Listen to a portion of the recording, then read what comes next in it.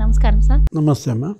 Sir, మరొక కుంభకోణం అనే చెప్పొచ్చు, లేదు అంటే మరొక అక్రమం అనే చెప్పొచ్చు. ఇది కూడా ఒకటి వెలుగులోకి వచ్చింది. మాజీ సీఎస్ అయినటువంటి అజయ్ కల్లాము శ్రీశైలం గుడి పక్కన సమాంతరంగా ఇంకొక గుడి కడుతున్నారు అంటున్నారు. అసలు అక్కడ ఆయనకి అంటే ఆ చెరువులో ఇప్పటికే మనం చూస్తున్నాం, హైదరాబాద్లో హైడ్రా అని చెప్పి అక్రమంగా ఎవరైతే నిర్మించాలో కూల్చేస్తూ ఉన్నారు. అయితే ఏపీలో మరి ఆయనకి ఆ చెరువులో అంత భూమి ఎలా వచ్చింది? అసలు గుడి పక్కన గుడి కట్టడం ఏంటి? ఏం చెప్తారు మీరు దీని గురించి? శ్రీశైలం భ్రమరాంబ మల్లికార్జున స్వామి శైవ భక్తుల పాలిట కొంగు బంగారం. కర్ణాటక నుంచి నిత్యం వేల మంది భక్తులు వస్తారు, ఎందుకంటే అక్కడ శైవారాధన అధికం. దక్షిణ భారతదేశంలో ఒక పెద్ద తీర్థక్షేత్రం, 12 జ్యోతిర్లింగాల్లో అదొకటి అంటారు.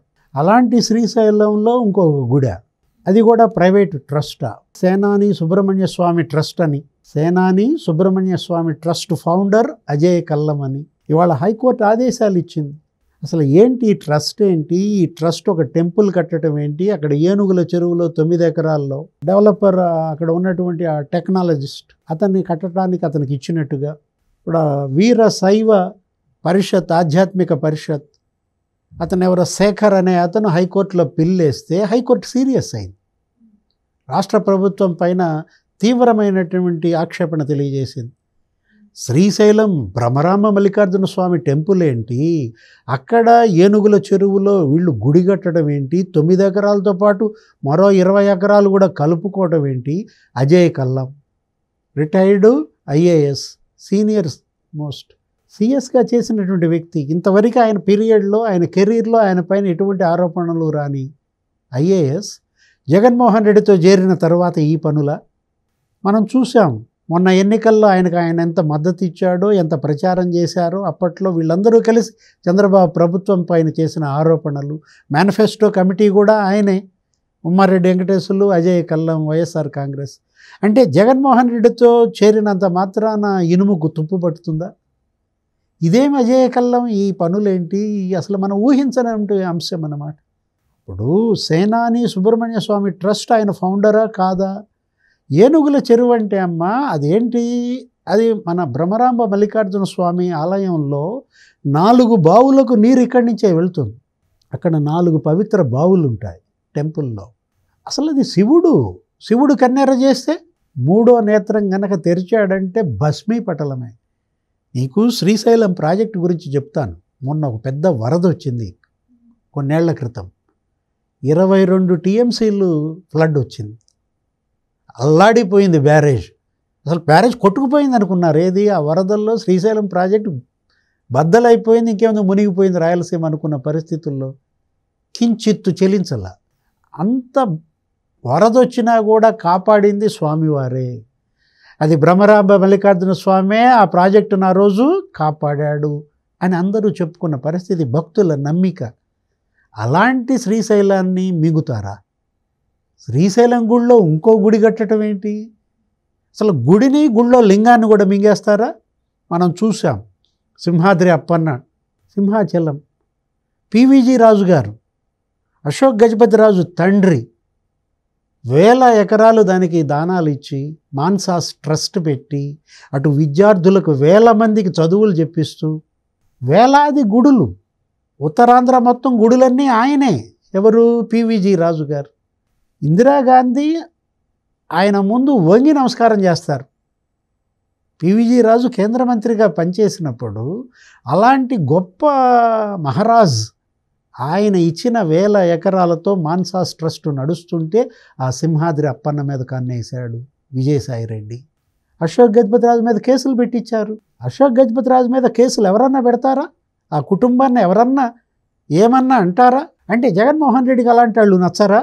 జోగి రమేష్, అంబటి రాంబాబు, అనంతబాబు, మాధవ్ వీళ్ళేనా అతనికి నచ్చేది?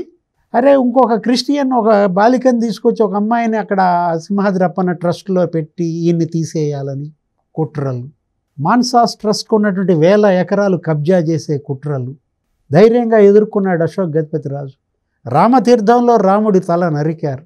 రామతీర్థానికి కూడా ఆయనే ట్రస్టీ. విశాఖ శారదా పీఠాధిపతి స్వరూపానంద స్వామి వాడో త్రాష్టుడు, వాడి గురించి మనం వద్దులే, మాట్లాడుకోవద్దులే. అస్సలు అక్కడే కాదు, నీకు ఇప్పుడు రాయలసీమ, చిత్తూరు, తిరుపతి పుణ్యక్షేత్రం, ఏడుకొండలవాడు ఆపద మొక్కులవాడు. తిరుపతి మింగేయాలని చూశారు. దుష్ట చతుష్టయం తిరుపతిని బట్టి పీడించింది. 5 ఏళ్ళు దోచేశారు. తిరుపతి టీటీడీ ఈఓగా ధర్మారెడ్డిని పట్టుకొచ్చారు. అతనేంటి డిఫెన్స్లో ఎక్కడో ఎస్టేట్ ఆఫీసర్గా ఉన్నాడిని తీసుకొచ్చి ఓఎస్డీ చేసి, ఇన్ఛార్జ్ జేఈఓ చేసి, ఇన్ఛార్జ్ ఈఓ ఇచ్చి 1000 కోట్లు దోపిడీ చేశారు. తండ్రి కొడుకులు కింద, తండ్రి కొడుకులు పైన. వాడు చెవిరెడ్డి భాస్కర్ రెడ్డి, చెవిరెడ్డి మెహిత్ రెడ్డి తొడా మొత్తం దోచేశారు. అసలు టీటీడీకి ఇంకో టీటీడీ పెట్టారు, తుమ్మలకుంట తిరుపతి దేవస్థానం దాని పేరు. నీకు తెలిసిన టీటీడీ ఏంటి? తిరుమల తిరుపతి దేవస్థానం తెలుసు నీకు, కానీ నీకు తెలియని టీటీడీ ఒకటి ఉందని నీకు తెలుసా? తుమ్మలకుంట తిరుపతి దేవస్థానం. నువ్వు గనక చెక్ ఇచ్చావనుకో టీటీడీ పేరు మీద, చెవిరెడ్డి ఖాతాలోకి వెళ్ళుతుంది, వాళ్ళ టీటీడీలో వేసుకుంటాడు. ఇలా 400 కోట్లు ఆయన కొల్లగొట్టాడని. అరే తొడా మొత్తం మెహిత్ రెడ్డి, చెవిరెడ్డి భాస్కర్ రెడ్డి దోచేసిన పరిస్థితుల్లో కొండ మీద భూమన కరుణాకర్ రెడ్డి, కొండ కింద కొడుకు భూమన అభినవ్ రెడ్డి. ఒక తిరుపతిలో 4000 కోట్ల టీడీఆర్లు స్కామ్. టీడీఆర్ స్కామ్ ఎంత? 4000 కోట్లు. ఇంజనీరింగ్ విభాగం టీటీడీలో అది బడ్జెట్ ఎంత ఉంటుంది? 150 కోట్లు. 1800 కోట్లు దాన్ని లాగి పారేశారు. అక్కడ అన్నదానం కల్తీ, నాసిరకం. భక్తులకు అన్నదానం ఎన్టీ రామారావు పెట్టారు, వెంగమాంబ అన్నదాన ట్రస్ట్ అని 150 కోట్లతో. ఆయన అడిగితే విరాళాలు వర్షం కురిసింది స్వామివారికి.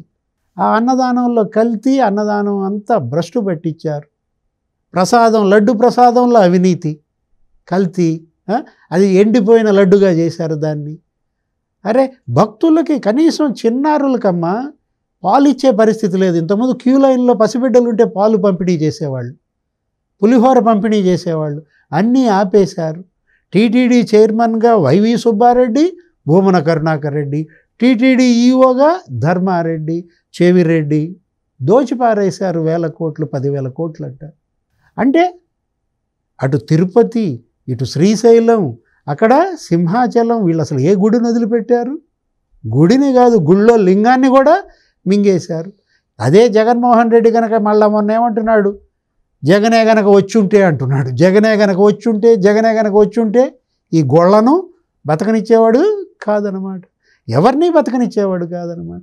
Right sir, thank you so much. నమస్తే.